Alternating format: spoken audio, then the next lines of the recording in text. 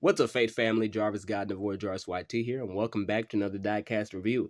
Today we're going to be taking a look at the Hot Wheels 1940 Ford pickup that was first introduced in the 2022 Hot Wheels drag strip line of cars.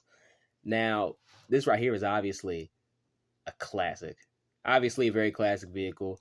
And I think overall it's decent. I think the execution here was decent, but there are just a few parts where they skimped out, and it really does hurt the vehicle.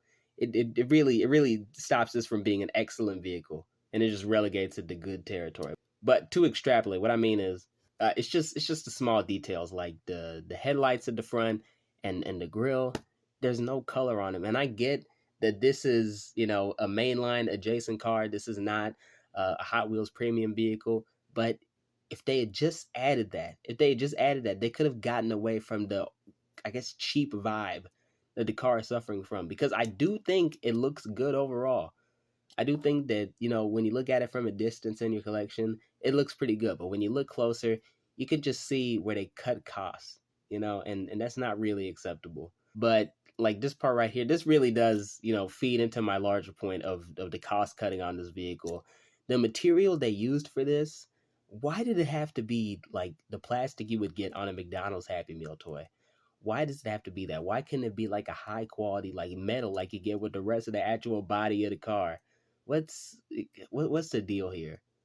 What's the deal here? It makes it feel cheap, and along with the lack of painting in key areas of the car, because I can get not painting like the back right here, since this is supposed to be the main focus, but not painting this. What are you thinking? What are you thinking, man? It's about attention to detail. That's how you build strong customer relationships. Have good attention to detail when it comes to these cars.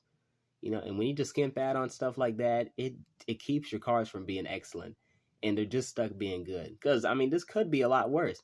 There could be like design issues, like the wheels are falling off.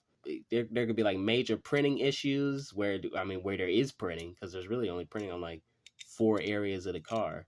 Not in the important parts, but there is printing on there. But it could have all these issues, and it just chose not to elevate itself. So I don't know. In terms of recommendations, this is a tough one to recommend, because I got this one as a gift, if I recall correctly. And man, I think if I saw this in the store, I don't know if I would have bought it. Like, I do appreciate it, and I do think it looks nice, but in a store, just seeing the lack of painting and attention to detail on this, I don't know if I would have made a conscious decision to buy this. And I don't know if you guys should buy it either. Because, there's no real scarcity factor. It came out last year, but unless you're really into, like, drag strip vehicles or Ford pickup trucks, I just don't see the point in this. I sadly don't see the point. And it's a shame, because this could have been a great thing. So as it stands right now, I can't recommend this vehicle.